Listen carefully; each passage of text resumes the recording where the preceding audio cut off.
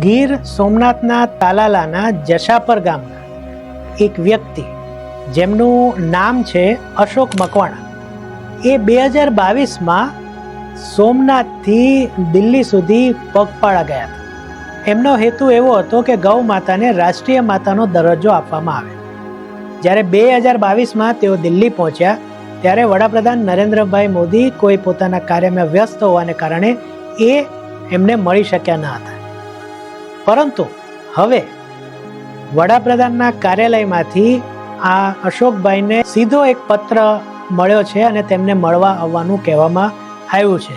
એટલે હવે અશોકભાઈ ફરીથી ભગવાન સોમનાથના દર્શન કરીને દિલ્હી સુધી ગૌ માતાને રાષ્ટ્રમાતાનો દરજ્જો આપવા માટે પગપાળા પ્રવાસ ફરીથી શરૂ કરશે અને આ વખતે એ વડાપ્રધાન નરેન્દ્રભાઈ મોદીને પણ મળશે. ગૌ માતાને રાષ્ટ્રમાતા બનાવવા માટેનો આ અશોકભાઈ મકવાણાનો પ્રયાસ ખરેખર સરાહનીય છે.